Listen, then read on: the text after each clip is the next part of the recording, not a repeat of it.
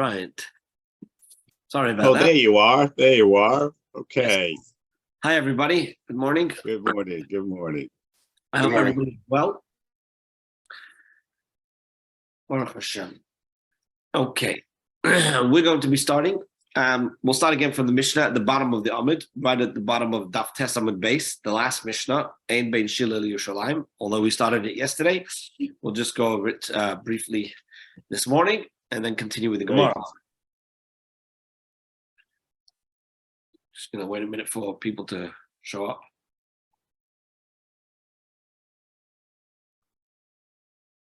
Do they start saying Tachlum by you yet? No, we wait till the end of the Yemei Tashlumin, which is Yud Beis, the end of Yud Beis. That's tomorrow.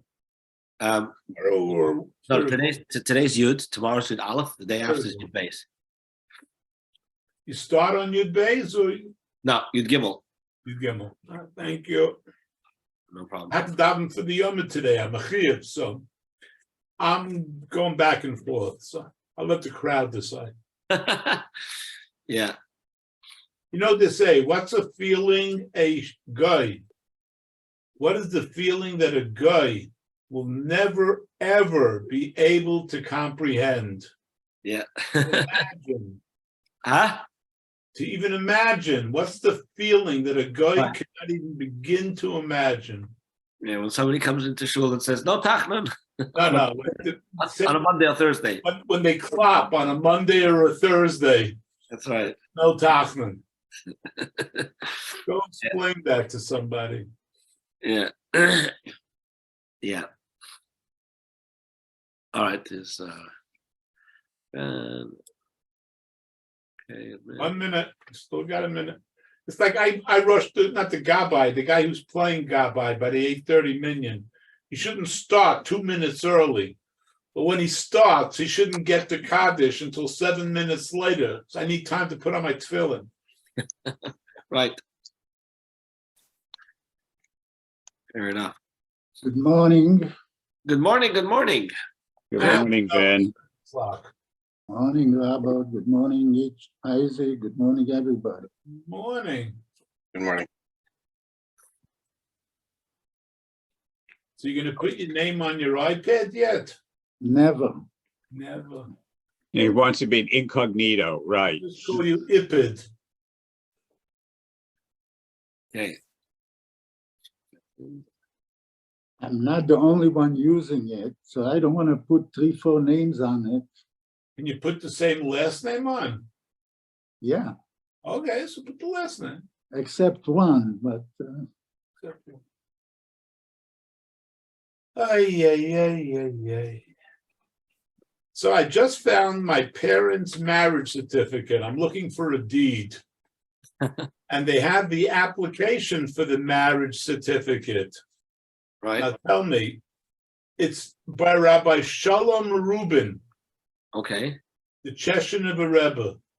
Okay. Who's the Masada Kedushin for my parents. Okay. He signed the application.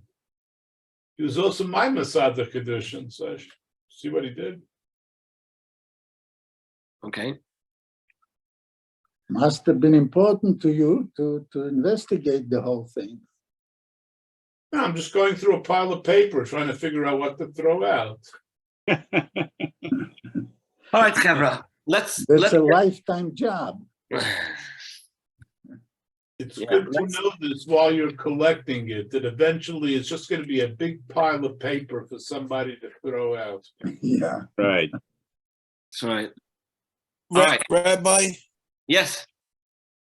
Rabbi, Yes. before we get started, I just want to thank you for the link that you provided yesterday. I read that after the shir, and it answered my question. Thank you. No, you're welcome. Thank you. Thanks for the feedback. Okay, before we get started today, I wanted to say that today's shir is sponsored Le'ilu Nishmas, Leah Bas Rochel. May the learning today add to an aliyah for her neshama. And we thank the sponsors for the sponsorship. Okay, we're starting from Daf Tes Amud base, the bottom of the Amud, the last Mishnah on the Amud. Ein Bein Shila Yerushalayim. There's no difference between the laws that pertain to the Mishkan that was standing in Shiloh, and the laws that pertain to the Beis Hamikdash that was in Yerushalayim. Ella sheb'Shiloh eichlim kachim kalim, or Ma'aseh Sheni b'chol haroya. Except that in Shiloh, everybody was permitted to eat kachim kalim and Ma'aseh Sheni, anyone within sight of the Mishkan of Shiloh. So as long as you could see Shiloh, you were able to still consume the food from the Kachim Kalim or the Ma'aseh Sheni. But when it came to Yerushalayim, in Yerushalayim, one had to be within the wall that's surrounding Yerushalayim to be able to partake in these items of food. But both with regards to Yerushalayim and with Shiloh, Kadoshim Kochim, when it comes to the sacrifices that were Kochim, they had to be eaten within the curtains.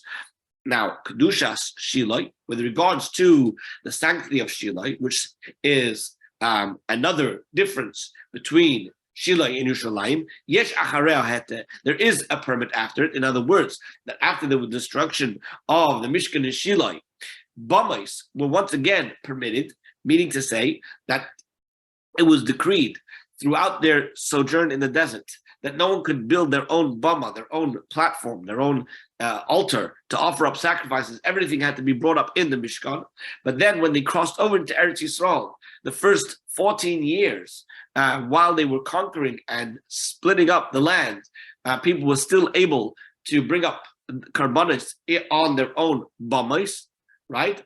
That's what was permitted for them. But once the Mishkan in Shiloh was set up, then nobody was able to bring up their own sacrifices. However, once the Mishkan in Shiloh was destroyed, right, then these bamais, these platforms to bring up karbanos, were once again permitted. However, Okudushas Yerushalayim, once you had the sanctity of Yerushalayim, meaning of the Beis Hamikdash, ein acharei heter, even after it was destroyed, after the Beis Hamikdash was destroyed, there was no bamais that were going to be permitted anymore for people to bring up private sacrifices.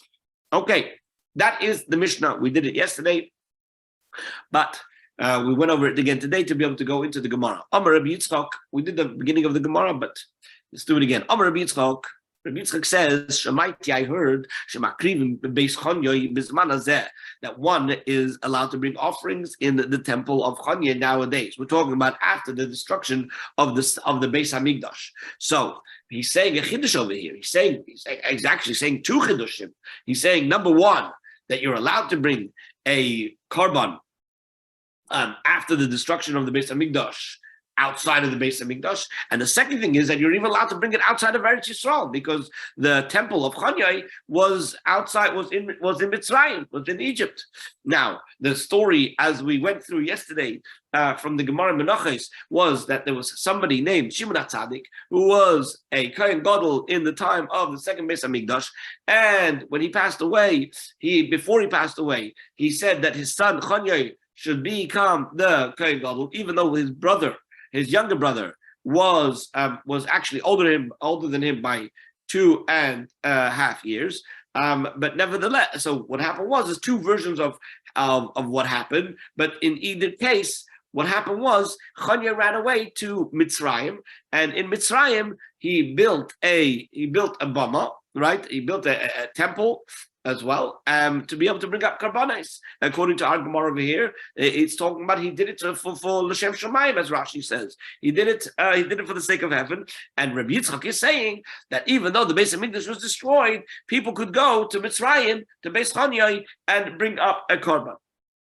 So, first thing the Gemara says is as follows. Kasava, Rabbi Yitzchok obviously holds that Beis Chonyoy lav lebeis avodah zarah. He holds that the temple of Chonyoy is not a house for idol worship, as we said in the Gemara when we quoted the Gemara from Menachos, that there's an opinion that it was a Beis Avodah Zarah. So obviously he holds like the other opinion that says it wasn't Beis Avodah Zarah. Otherwise, there would be nothing to talk about. And the second thing is because of and seemingly it seems that Rabbi Yitzchok would holds that kedusha rishona kitcha l'shaita v'le kitcha la'asid lavai, that he holds that the initial sanctification of Yerushalayim and the Beis Hamikdash was only given its kedusha for that time, as long as the Beis Hamikdash stood, but he did not sanctify it for all future time. And so therefore, because of that, he felt that one could still go after the destruction of the Beis Hamikdash and bring up a korban in Beis Chanya, in the temple of Chanya. Now, where do we learn this from? It says in the pasuk, "Kiloi vosim adata el hamanucha ve'lanachla." It says you have not yet come to the resting place and to the inheritance. Now, what is the resting place? The resting place refers to Shilai, to the Mishkan of Shilai. Why is it called menucha? Because for the first 14 years, right, the Jewish people had to go into the land and they had to conquer from the other nations the land of Eretz Yisrael, and they had to fight off their enemies, and then they need to settle the land. So after the 14 years, once the Mishkan in Shilai was finally erected in a permanent way, that's when they came to the true tranquility, that the rest from all the conquering of the land. So that's why it's called menucha. That refers to Shilai, right? Ve'ela nachla, that refers to the nachla, the inheritance, which refers to Yerushalayim.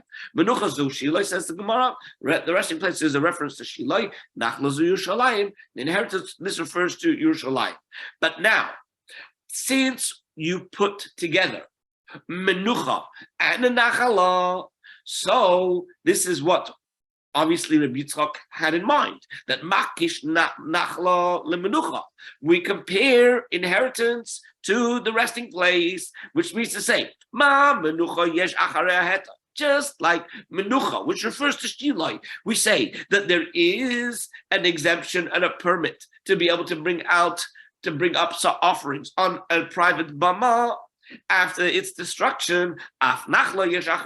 So too, when we talk about Nachla, which refers to Yerushalayim, after it was destroyed, there's also going to be a permit to be able to have private bamas afterwards, which is why Rabbi Yitzchok says that he heard that even Bisman Hazeh, after the destruction of the Beis Hamikdash, one could still go to Beis Chanyai, to this temple of Chanyai, and bring up a korban over there in Mitzrayim. Amrulei. So they said to Rabbi Yitzchok, Amrit, did you really say this? Is this really what you hold? Amalahu. So he said to them, lie, no, I never said it. Now, why did he say no? Why didn't he just say I retracted? Because as we're going to see, Rav is going to turn around and say, but you did say it. You know, it's like the kid who answers the phone and says, my father said not to say that I'm home, right? To say that I'm not home, right? You know, you're going to come along and say you didn't say something, right? And then your student's going to turn around and say, but you did say it, right? What are you saying you didn't say it for? So I heard a good explanation for this, and that is sometimes when you have a Tana or an Amoira who says something and then he retracts, he's concerned that if somebody questions him and says, did you ever say this? And he says, yes, I said it, but I retracted. They may turn around and say, look, although he may have retracted, but at least there's a premise for saying this lechatchila, right? So therefore, maybe there's some room to have a leniency. But the Tana doesn't want that, or the Amira doesn't want that. He doesn't want anybody to come along and say that there's any, remnants of any svara to say this opinion. So he just flat out rejects it to make a very harsh statement to say, this is not my opinion at all. Okay? So now, Amar Rava, when Rabbi Yitzchok said, I never said it, so Rava said, Ha'alekim, in other words, I make a promise, right? Amra, you did say it. Ugamrina lamine, and I actually learned it from him. In other words, he's saying that he did say it, and I heard it from Rabbi Yitzchok myself. Oh, my time of Kohoder Bay. So then why does Rabbi Yitzchok retract what he said? So he says, Mishum Kasha de Rav Mori. He retracted because of the difficulty raised by Rav Mori. What's the question of Rav Mori? So the Moshe Rav Mori challenged him with Rav Yitzchok's question from our Mishnah, right? It says in our Mishnah, Kedusha Shiloi yesh achrei heta. When it comes to the sanctity of Shiloi, there is a permit after it to have bamos. Kedushas Yushalayim, when it comes to the sanctity of Yushalayim, ein acharei heta. There's no permit to make bamos after it, after it's destroyed. In other words, these bamos remain forbidden. So therefore, if you have a clear Mishnah that contradicts Rav Yitzchok's statement, so therefore he had to retract. And there's another Mishnah. There's another Mishnah that Shebo Yushalayim, from when they came to Yushalayim, that's Bamais, the Bamais became forbidden again, and they never, from that point on, had any permission to be used again. Vihi Hoisa Lenachla, and it, Yushalayim, was the inheritance that's referred to by the Torah. So we see from this Mishnah as well that what? That bamos are not permitted after the destruction of the Beis Hamikdash in Yerushalayim. So therefore, Rabbi Yitzchok retracted. Okay. Rabbi? Yes. I would think for a student to question this, that he said it, would have been chutzpah, because, in those days, to say he's like a liar, it's almost like saying he's a liar, something. And in those days, you would think that would be rather chutzpahdik to be doing that, and that could lead to problems, but from a Talmud, So the thing is like this. The thing is that two things. Number one, you have to understand that when you talk about the Gemara and the discussions in the Gemara, the highest currency is truth. They want to know the truth. And when somebody says something, right, we want to know, why did he say it? And if he says he didn't say it, we want to know, why did he say he didn't say it, right? So therefore, Rava is trying to get to the bottom of, in Yiddish, it's was liegt da? What's here? What's going on over here? And in fact, Tosfos points out, in the name of Reb Chaim, that l'chayra, the whole thing makes no sense, because we know that the Amoraim were all baki, they were all fluent in the whole Shishis in the Mishnah. They knew all the Mishnayos, right? Otherwise, you're not called them an Amora if you weren't fluent in Mishnayos. So how come Tosfos asks, how come Rabbi Yitzchok asked, made this statement? Wasn't he aware of this this Mishnah? And furthermore, Tosfos asks, with regards to, we'll see in a moment, that this whole discussion may be dependent on a machlikas of the Tanoim. That there are two Tanoim. One seems to hold that that when they sanctified Yerushalayim, it was a sanctity that was supposed to be for forever. And the other says that no, it was just for that time. So Rabbi Yitzchok could have answered, why did I say it? You're bringing me a Mishnah that says that there was no, that after Yerushalayim there was no heter. That goes according to the Tana who says that it's only that it's only for that it's for Asad Levi for all future time. I'm going according to the Tana who doesn't hold that was for all future times. So he could have answered that, and so Tosfos answers that that ultimately what we're going to see is that possible to say that these two Tanaim, which we're about to quote momentarily, right, that have a disagreement about a particular issue about what they did when they came back in the time of Ezra, really doesn't have to do with whether it was that them sanctifying it just for that time or sanctifying it forever, but rather it had to do with the particulars of whether you can bring up a carbon in the place of the Beis Hamikdash. This has nothing to do with bamos altogether outside of Yerushalayim. We're talking outside of the Beis Hamikdash. We're talking about, the issue is like this: the site of the Beis Hamikdash, is it holy or is it not holy? So are you going to say that it was only holy so long as the Beis Hamikdash stood there, which means to say that you could only bring a korban in the place where the Mizbeach was standing when there was a Beis Hamikdash, or can you also bring a Beis Hamikdash after it was destroyed, so long as it's in the place where the Mizbeach stood? So that becomes the main issue, and that's how Tosfos answers the question. Although he doesn't answer the original question, the Maharshal goes into the first question of how come Rabbi Yitzchok could state it to begin with, and the Maharshal gives an answer that really the Gemara wasn't concerned about that, and Rabbi Yitzchok wasn't concerned about that. I have to go back to the Maharshal to read it again more at length, but I know that I saw that the Maharshal deals with it and touches upon answering the question that Tosfos doesn't answer. All right, but be that as it may, let's move on. Okay, so now the Gemara goes on to say that there's a discussion between two Tanoim with regards to what happened when they came back to Eretz Yisrael with Ezra. He says Tanoim is a dispute with the Tanoim.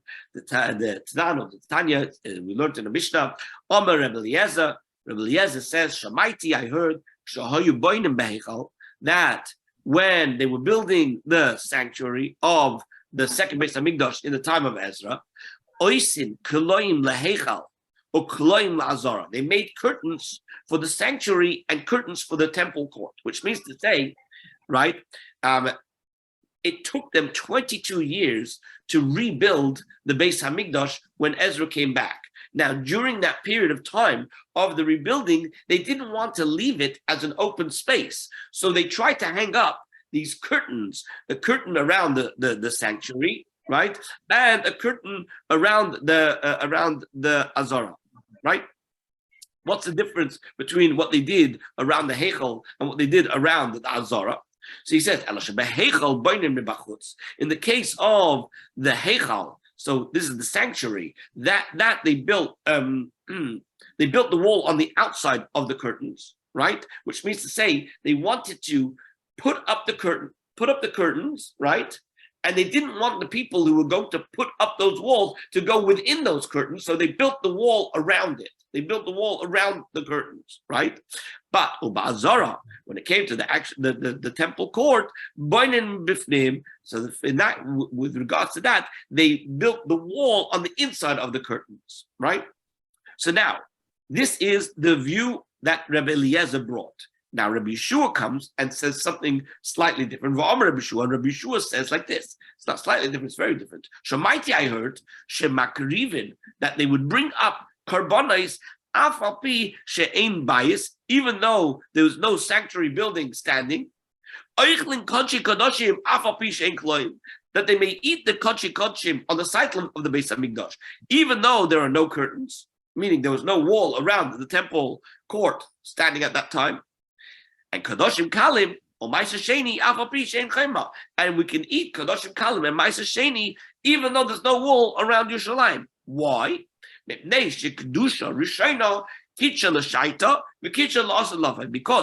the initial sanctification of Yerushalayim and its temple in the time of Shlomo HaMelech was sanctified for its time and sanctified for all times. And so therefore, this level of Kedusha that it has is retained even after the destruction of the Beis Hamikdash and even after the destruction of the walls around the Beis Hamikdash and around Yerushalayim, which means to say as follows. It seems from this Mishnah that there are two opinions, right, with regards to whether one can or whether one cannot offer up a korban in the site of the Beis Hamikdash before the Beis Hamikdash is rebuilt. One is of the opinion that there's no problem whatsoever, and the reason he cites is because once it was sanctified the first time in the time of Shlomo HaMelech, that gave it its holiness forever, and the other seems to be of the opinion that they had to put up these curtains in order to be able to sanctify it once again, a second time.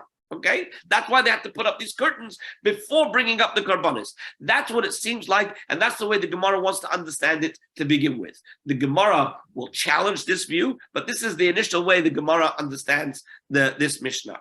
So now, says the Gemara, Miklal. So this is implied that Rebbe Eliezer Sava Lekicha La'asid Lavai, that Rebbe Eliezer, who didn't say like Rabbi Yeshua, but said that they put up a curtain, he maintains that the initial sanctity was not for all future time. If it's not for all future time, then it seems perhaps that maybe there could be a heter bamos after the destruction of the Beis Hamikdash. Because what did we say? We said El HaNachala refers to Yerushalayim, right? Now, Nachla means inheritance, which means it's going to be forever. But it seems that according to Rebbe Eliezer, at least, they had to, in the time of Ezra, put up new curtains around that space where they were going to bring up karbanos because they had to sanctify it again. In which case, possibly we could say that when Yerushalayim and the Beis Hamikdash are destroyed, maybe you can bring up you could create bamos and bring up karbanos on those bamos, right? So if that's the case, right, then l'chayra we have a problem. Why did Rabbi Yitzchok have to retract? He's got a good Tana over here that's telling him that it was only Kitcha L'Shaita and not Kitcha L'Asid Lavai. It's only sanctified for that time and not for L'Asid Lavai. So he says like this, Amalei Ravina. So Ravina says to Rav Ashi, Mimai, how are you going to prove from what Rebbe Eliezer says that the sanctity of Yerushalayim and the Beis Hamikdash ceased when they were destroyed? Maybe Dilma, the Kule Alma, everybody agrees that Kedusha Rishona, the first sanctity, Kitcha L'Shaita, Kitcha L'Asid Lavai, that it was sanctified for its time and for all future time. So then what's the difference between Rebbe Eliezer and Rebbe Yeshua? Omar, and when we talk about Rebbe Eliezer, in his opinion, in the beginning of the Mishnah, what he heard happened when they came back from Bavel together with Ezra. That's what he reported. That's what he heard. He heard they came back and he heard that they hung up curtains. He wasn't making a statement about whether it was Kitcha L'Shaita or Kitcha L'Asid Lavai. It had nothing to do with that. He was just reporting what he heard in terms of the historical events, what took place. Omar and Rabbi Yeshua, what he heard happened, that's what he said. And therefore, when he came along and said what he said, he wasn't saying it to argue with a particular view that Rebbe Eliezer was putting forth. He was just coming to state what he had heard. And if you're going to argue why then, according to Rebbe Eliezer, were curtains needed to sanctify the side of the Beis Hamikdash, so Rebbe Eliezer will come along and tell you, I wasn't saying that you needed to put up these curtains to re-sanctify the site of the Beis Hamikdash, but rather it's just for privacy. We don't want people to start looking in while we're bringing in the carbon. It's just a thing of modesty to be able to close off the area which is going to be the place where we're going to bring carbonis. But it wasn't because we're putting up these curtains in order to be able to we're putting the curtains there to sanctify it. And perhaps, maybe this is what the Marshal said, perhaps that Rabbi Yitzchok lechatchila understood this Mishnah the way the Gemara initially understood the Mishnah, and now that the Gemara has clarified that everybody holds that Kitcha L'Shaita and Kitcha L'Asid Lavai, that it was sanctified for the original time and for all future time. That's why he had to retract, because he realized he doesn't have any Tana that holds that you could have a private bama after Yerushalayim was destroyed. Yeah. Does the Kedusha include the time of the Akedah? You know, from the Akedah, where possibly Avraham Avinu? Okay, so. It's not that it wasn't holy. It was holy. However, it wasn't sanctified. Okay, it wasn't sanctified by Shlomo HaMelech, which gave it this permanence. In other words, like this. Until that point, certainly there was Kedusha there, and that was revealed by the Akedah, and it was revealed in future times as well. However, the ultimate time at which it was revealed, and then it was something that had practical halachic implications, that was only from the time of Shlomo HaMelech, when he dedicated as the Beis HaMikdash. Okay? Okay. Now, even though we came along and we said that what? That this dispute that we thought was a dispute of Kitchel Shaita or Kitchel Levi, that whether it was temporarily or permanently, we resolved it and said that perhaps it's not a dispute at all, and they all agree. Nevertheless, we're going to bring what seems to be a dispute between two other Tanoim from another source. Kihani Tanoi, rather this dispute can be found according to the following Tanoim. The Tani was told in the Brisa. Rabbi Shmuel the son of Rabbi Yasi said,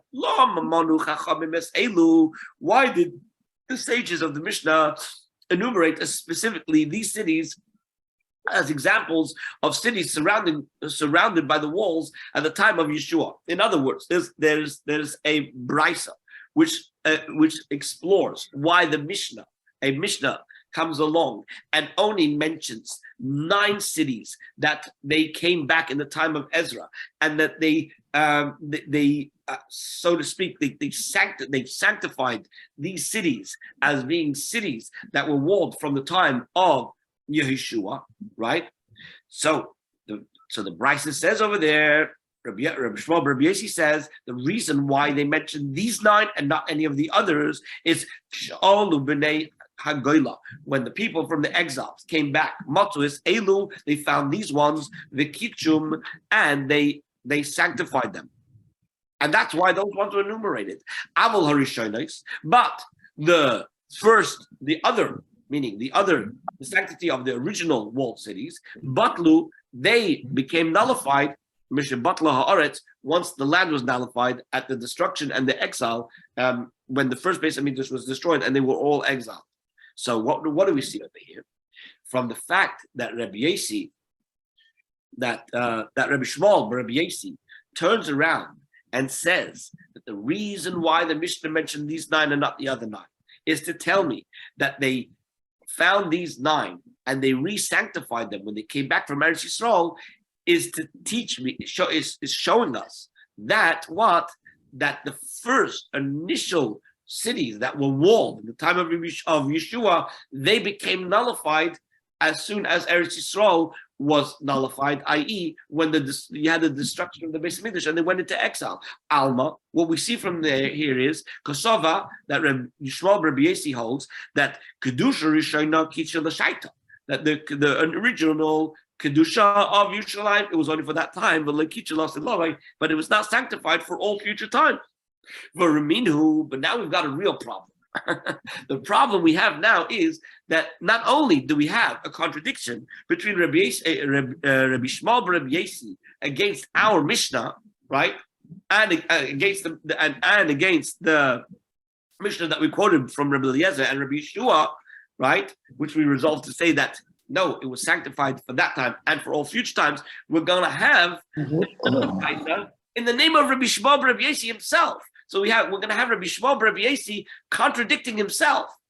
Uraminu point out a contradiction in the view of Rabbi Shmuel Rabbi Yasi. It says in another brisa, Rabbi Shmuel Rabbi Yasi says, were these cities that were enumerated in the Mishnah the only walled cities in the time of Yeshua? Doesn't it already say Shishim Kol Chevel Argoiv? It says in the Torah that Moshe and the Eden conquered 60 cities, the entire region of Argov. Uksiv kol eile orim betzurais chayma gevaya, and it says in the next verse regarding these 60 cities that they were all cities fortified with high walls. So therefore, when you tell me in the Mishnah of only 9 walled cities, what about all the other walled cities that were already in the time of Moshe Rabbeinu? certainly in the time of Yeshua, they had these walls. So Reb Shmuel, Reb Yeshi says, why did the Chachamim only enumerate these ones listed in the Mishnah? It says, it's because when they came back to Eretz Yisrael, they found these walled cities and they sanctified them. So now the Gemara interrupts for a moment before we continue the rest of the brayso. Kitchum? Can you say that they sanctified them? What do you mean? What do you mean kitchum that they sanctified them? Here we go with the daf Yud Amud Beis. Hashta now only on the return from Golus.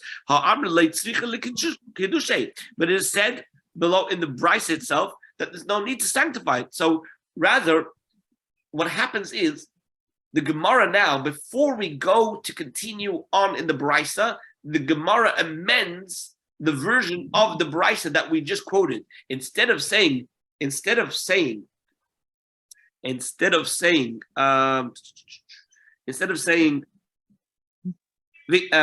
matzu elu v'kitchum, you shouldn't read it as matzu elu v'kitchum. Rather, we're going to amend it, and we're going to say that what the brayso should read as is elamatzu es elu umna'u. They found these cities and they enumerated them, but there was no need to re-sanctify them. Why? Because, as we're going to continue with the brayso continues as follows: V'lo elu bilvad. Not only are these, meaning the ones that they enumerated, are they subject to the laws of walled cities, right? Any other city for which you can obtain a tradition from your ancestors, that it was surrounded by a wall in the time of Yeshua ben Nun, all these mitzvahs that pertain to a walled cities from that era apply in those cities, even if they were not retaken by the people who returned together with Ezra. Why? Says the end of the brayso,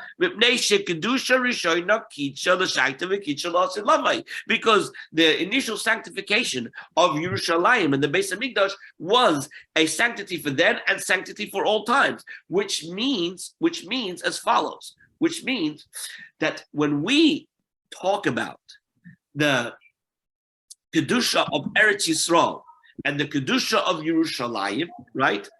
And here specifically we're talking about walled cities. We're saying if they were walled cities in the time of Yeshua ben Nun, right? No matter what we managed to get back when we came back with Ezra, whether we talk about the 9 that we enumerate or any of the others, so long as you have a tradition that it was walled in the time of Yeshua ben Nun in the initial conquest, then these cities retain their status with regards to, for example, the mitzvah of reading the Megillah on the 15th, or with regards to, if you remember on Daf Gimel Amud Beis, we had a whole discussion about when it comes to redeeming a city that was a house that was in a walled city, right?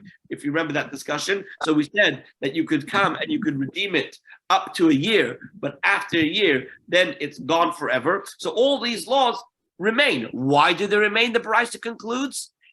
They remain because the initial sanctity was for then and forever. If that's the case, says the Gemara, Kasher de Rabbi Shmuel ad Rabbi Shmuel, you have a contradiction between the first brayso that we mentioned from Rabbi Shmuel and this brayso from Rabbi Shmuel. It seems that in the first brayso, Rabbi Shmuel is of the opinion that it was only it was only that when they came back up to Eretz Yisrael, they had to re-sanctify these cities, and it seems from this brayso that there was no need for it.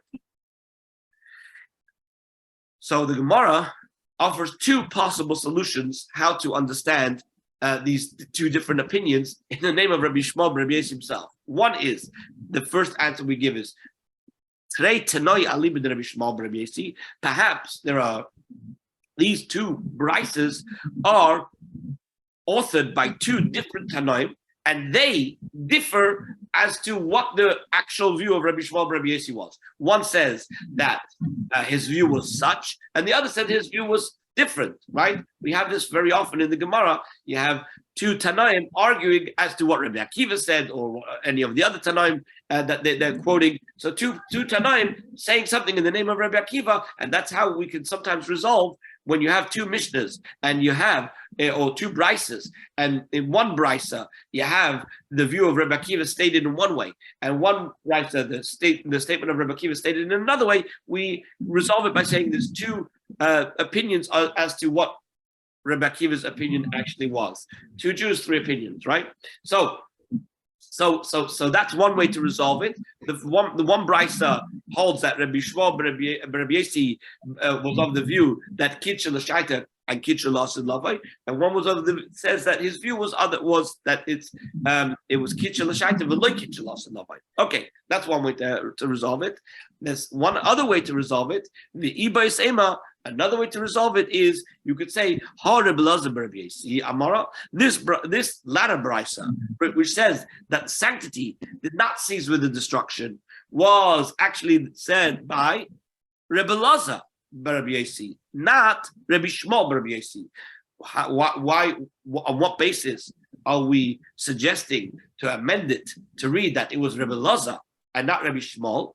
Right, Rabbi Lazar Rabbi Yossi, and not Rabbi Shmuel Rabbi Yossi. The Tanya, because it was taught in the Brisa, Rabbi Lazar Rabbi Yossi, Rabbi Lazar Rabbi Yossi says, when it says in the pasuk Asher Loichama that has a wall, it's spelt with an aleph as well as with a vav. So why does it have an aleph as well? So we say because you could read it as Loichama, it doesn't have a wall. So Rabbi Lazar, Rabbi Yossi makes a drush and says, Af al pi she'ein loy achshav, even though it may not have a wall right now, right? But it had one previously at the time of Yeshua. It's still regarded as a walled city because the initial sanctity does not cease. Okay. That is the end of this shtickle Gemara. And now, at this point, we move into a completely different discussion, which deals with going through all the psukim of the Megillah and the different things we learn from these psukim. Very, very interesting Gemara, and a lot easier than the Gemara that we've been learning until now. Okay, everybody ready? Any questions on the Gemara that we learned until now? Rabbi? Yes. So, in other words, even though the 9 walls, the walls during the time of Moshe Rabbeinu and Yeshua, these walls that remain, they still have the Shechina that the other walls have, the more current ones in the time of Ezra returning. So, well, what we're saying is that Eretz Yisrael never loses its kedusha, even if it becomes conquered by other nations and other people. Nevertheless, it will always retain the sanctity of Kedusha to the point that there are halachic ramifications to those cities. Okay? Okay. Rabbi? Yes? I have one question. I didn't hear well. Why did Chonyo run away to Egypt? Chonyo ran away to Egypt because what happened was... Yeah, because Shimon HaTzadik left instructions that his son Chonyo should become the Kohen Gadol after him. And what happened was, well, let's go according to the opinion that he did it l'shem shamayim. What happened was he himself refused the job because he felt it was going to be disrespectful to his brother, and he gave it over to his brother. But then he was very jealous about the fact that he didn't have the position. And so what he did was he kind of tried to make his brother look bad by telling other Kohanim that what he had done was done with the intent of disrespecting the big Kahuna. And so therefore the Kohanim wanted to kill Shimon, his brother. But then what happened was Shimon told all the Kohanim what had happened, that really he was tricked by his brother. So then they wanted to go and kill Chanya. And so Chanya had to run away, and that's why he ran to Mitzrayim. And in Mitzrayim, he built a temple, and over there he offered up korbanos. He offered up korbanos to Hashem, L'Shem Shemayim. Thank you. Yeah, no problem. Okay. We're going now where to 10b2 in Good, 10b2. the, Yeah, 10b2. okay, good. Thank you. Okay, 10b2. The Gemara now is going to discuss the different psukim in the Megillah. So we start with the first pasuk. Says he b'me'achashverosh, and it was in the days of Achashverosh. Okay, so now we're going to look at the word vayihi. What does vayihi mean? Right? Amar Reb Levi. Reb Levi says v'teimer Rabbi Yonasan, and some people say it was actually Rabbi Yonasan. Dovazeh meseris b'yadeinu mi'anshe knesset hagdela. The following statement is a tradition that's been passed down to us from the Anshe Knesset Hagdela. What is that? Kol makim, in any place, shenema, that it says, vayehi, the word vayehi, einoi elaloshen sar.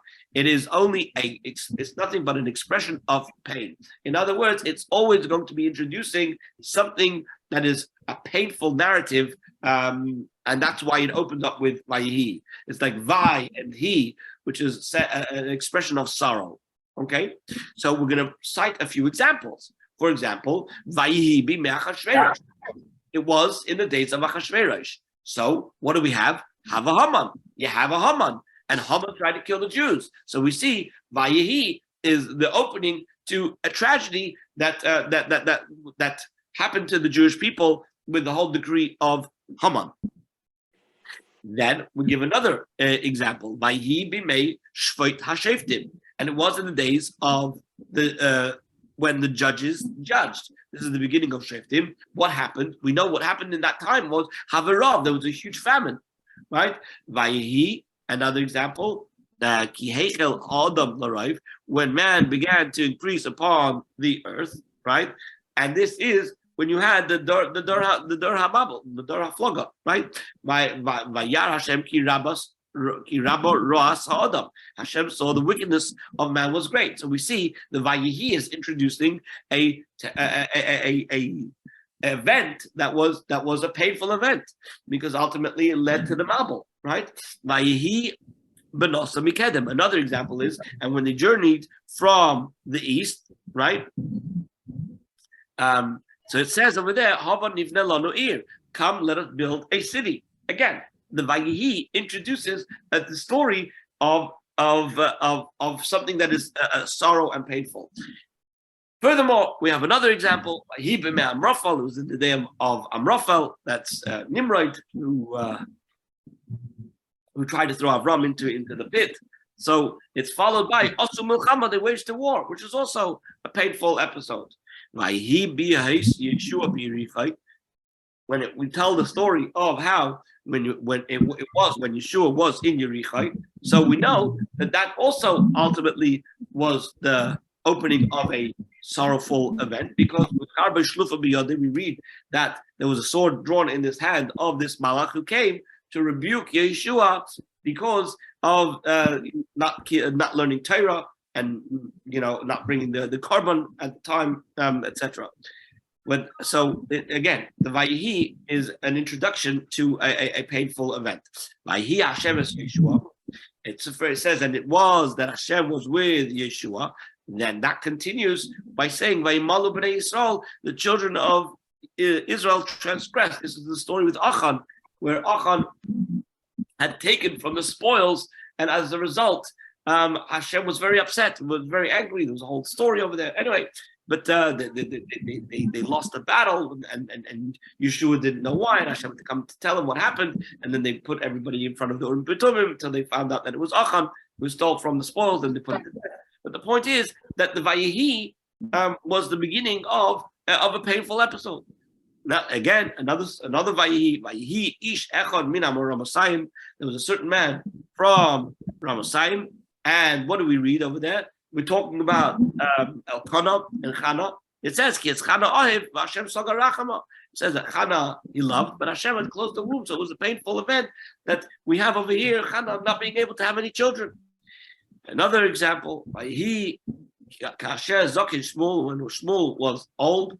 So then again, a painful story. His sons did not walk in his ways, and it was it wasn't good. Vayehi David l'chol derachav maskil Hashem imay, and it was that David succeeded in all his ways, and Hashem was with him. But what do we see happened as a result of this success? It ended up no good for David. By he Shaul Oyein as David, and Saul eyed David in a negative way. In other words, he was jealous of him, and that caused Shaul to persecute him because Shaul. I'm going to mute everybody. Right. What happened was when Shaul saw how successful and how popular David was becoming, it caused him, a lot of jealousy and paranoia. But obviously, we start off with Vayehi, and it wasn't good, right? Another thing, Vayehi ki yoshav hamelech bevesai, and it was when the king, referring to David HaMelech, sat in his house again. What's Vayehi? Vayehi introduces a painful narrative.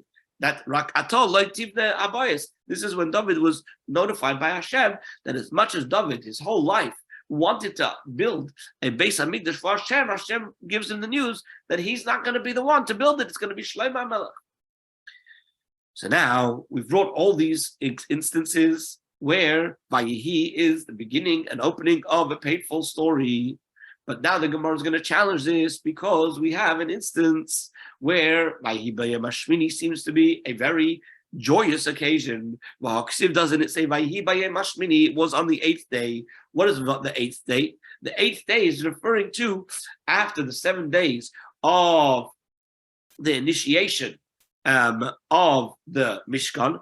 On the 8th day, they celebrated. Aaron HaKohen was ultimately going to go in and bring up the karbanos, and the Shekhinah was going to come and rest there in the Mishkan. It was a very joyous day, Vitanya, and it's taught in the Brisa. On that day, it was a day of happiness before Hashem. As the day on when the heavens and the earth were created. So here you have Vayehi Bayem Hashmini, and it was on the 8th day, and you're telling me that that Vayehi always denotes a painful story, a painful narrative. And furthermore, Ksiv Hacha, it says over here, Vayehi Bayem Hashmini, and it was on the 8th day. Ksiv Hasam, it says over there, Vayehi Erev Vayvakei Yom Echad. It was the evening and it was the morning and it was one day. So that shows me that just like as there was joy by Hashem in the creation of heavens and earth on the first day, so too there was joy on the 8th day when ultimately you had the karbanos brought up by Aaron HaKohen and Hashem coming to rest in the Mishkan.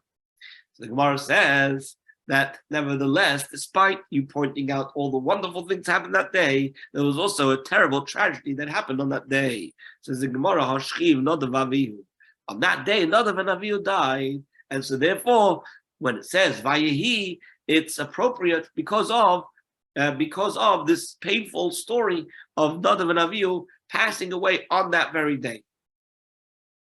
Further, we try to challenge this because we have another pasuk. Well, doesn't it say Vayehi b'shveinim shana v'arba shana? It was 480 years from the time of Yetzias Mitzrayim, and this was when Shlomo HaMelech celebrating the building of the Beis Hamikdash, the completion of the building of the Beis Hamikdash. One second. So therefore, that would be a very happy day. And since this is a very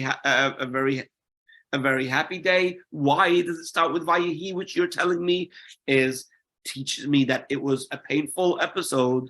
And furthermore, Vayehi kasher Yaakov as Rachel. It's written, and when Yaakov saw Rachel, which was the initial encounter with Rachel, it seems to be a positive encounter. And it's also written, which we just mentioned, that it was evening again, it was morning and it was one day, right? Then there's the second day, then there's the third day, and there are many such instances where it says Vayehi, and this Vayehi is used in the context of things that are happy and fortunate. So why are you telling me that there's a Kabbalah, a tradition, that any time it says in the Torah Vayehi, it's always painful? Rav Ashi says, Rav Ashi, Kol Vayehi, Ika Hachi ve'Ika Hachi. Of all the instances where it says Vayehi, right? There are some instances that refer to fortunate times and others that refer to painful times. Whatever it says, and it was in the days of, invariably that is going to be a painful narrative. In the Torah, there are 5 instances of Vayihi Bimei. There's Vayihi Bimei Achashverosh. You have Vayihi Bimei Shvot Hasheftim, Vayihi Bimei Rafal, Vayihi Bimei Achaz, and Vayihi Bimei Yoyakim. So it was in the days of all these Achashverosh, the times of the Sheftim, Amraphel, and Achaz, and who was a wicked king, and in the days of Yoyakim. And so we're saying all of the time where it says Vayihi Bimei, that is always introducing a painful story. So now, once we've already mentioned one tradition that's been taught by Reb Levi, the Gemara brings another one. Amar Reb Levi, Reb Levi says, the following statement is a tradition that's passed down to us from our fathers. Amoitz va'amatzia achim hamu. Amoitz and Amatzia were brothers. Frankly, Gemara, my Kamash Malon. So what are you trying to teach me with this? Well, what's important to tell me that Amoitz and Amatzia are brothers? So Amoitz was the father of Yeshaya, and Amatzia was a king of Yehuda. Okay, so now the reason that's coming to tell me this, says the Gemara, Kiha the Amar Reb Shmuel bar Nachmani Amar Reb Yosef. It's coming to teach me a very important teaching of Rabbi Shmuel in the bar Nachmani in the name of Rabbi Yosef, that Kol Kala she Tznuah Beis Chamia, any bride who is modest in the house of her father-in-law, Zoicha, she merits the Yotzim Mimena Malachim Unavim. She has kings and prophets that are among her descendants. Minalon, where do we know? From who do we know? And from where do we know that this is true? So Mitama, we learn this from Tama, this principle that if a woman is going to be sanua, she's going to be modest in the house of her father-in-law, then she's going to merit that prophets and kings will come from her.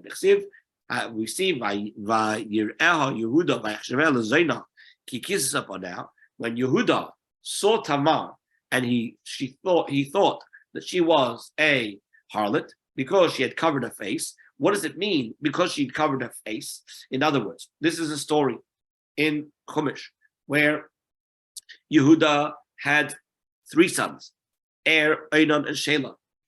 First, Tamar married Er, but Er passed away because of his sins, and then because he didn't want Tamar to lose her beauty, so he didn't want her to become pregnant. So what he did was he spilled his seed, and Hashem was upset, and Hashem killed him. And then Einon married him as a Levirate marriage, right? The brother's supposed to marry the wife of his brother to be able to establish a house, but he realized that now the whole thing that he's really doing is going to perpetuate his brother's name, but it's not really for himself. So he too sinned like Er, and he also died. When it came to Shelah, the third brother, what happened was Yehuda didn't want to give him to Tamar, so he told Tamar to go back to her father's house, and when Shelah was going to be old enough, then Shelah would be called, but ultimately she saw that she wasn't being called. So she heard one day that Yehuda was coming up to the area that she was going to be near, and she stood there and she dressed herself up like a harlot to be able to be together with him, to have children from him, because, as is explained by many Mefarshim, that before Matan Torah, even the father-in-law would be responsible to perform the Levirate marriage. Anyway, so the point here, yes? I have a general question. What are they trying to teach us here with the Vayehi? Is it something we can use in our lives? That information? Yes. Well, yes, when you're reading something in Chumash, right, and you see that it says Vayehi, either it's telling you that there's something very positive about to happen, or something negative that happened. So But we know that Vayehi can go both ways. Vayehi means that's what happened. Right. So, and then they tell you the story. It could be negative, it could be positive. right? So in many places where Vayehi is used to introduce, the Mefarshim discuss why in that particular instance it tells us that it was a happier case, and why in other places where it uses Vayehi and which tells us that's a negative, the Mefarshim over there explain why it was important for the Torah to tell us. But in each place you're going to have but what are we getting out of it is I'm not getting the point. We're laying down a principle that is going to be useful for later commentaries to be able to explain to us and to extrapolate from the word Vayehi why it's specifically used in a particular situation. So let's say you have a situation that looks like it's a positive thing, right? And it starts out with Vayehi. So the Chacham will say that the reason why it says Vayehi is that although initially it looks like a good thing, really it's a bad thing.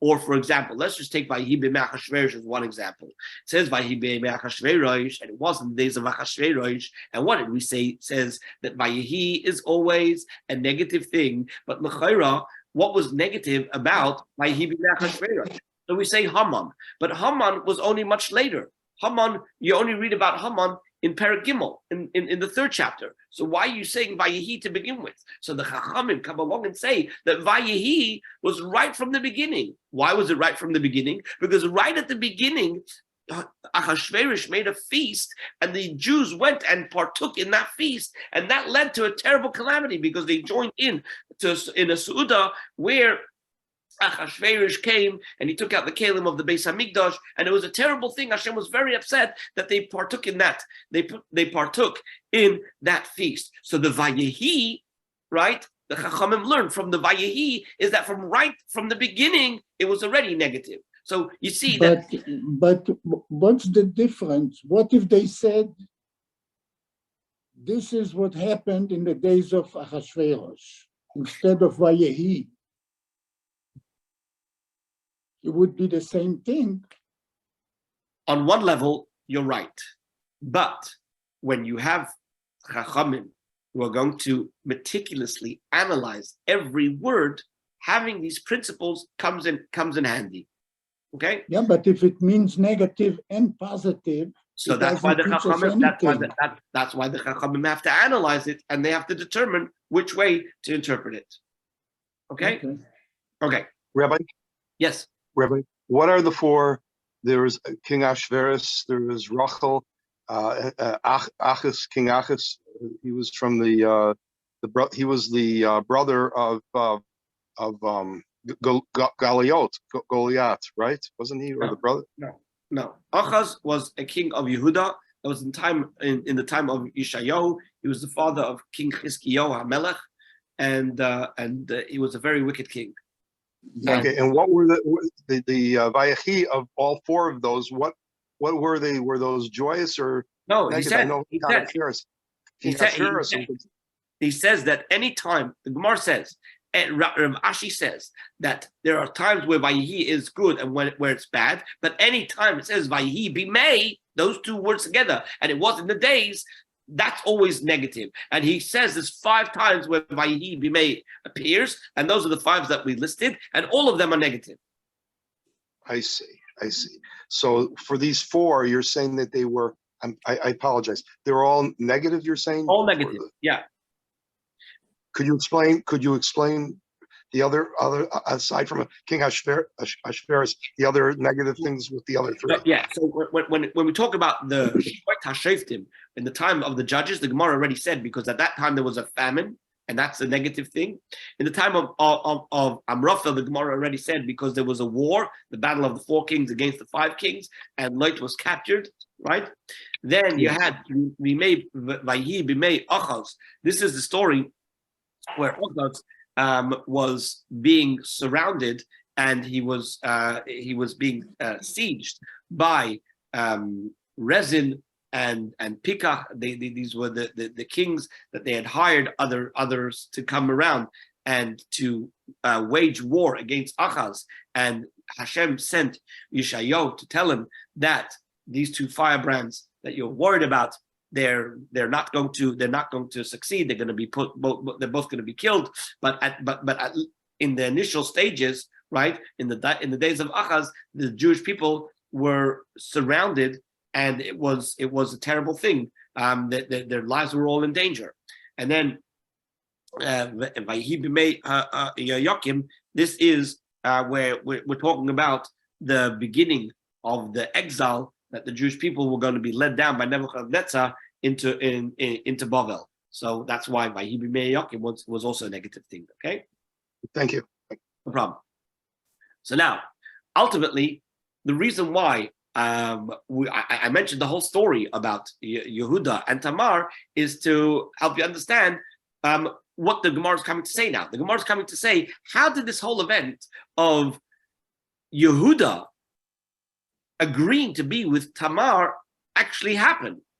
Didn't he recognize that it was his daughter-in-law? So he says, no, because Mishum de Kisisa Poneha, because Yehuda always covered her face in her father-in-law, in her father-in-law's house, so therefore he did not know what she looked like. Not Yehuda covered the face. No, Tamar. She covered the face, yeah. Yes, she covered her face in the house of Yehuda. And so therefore Yehuda didn't know what she looked like.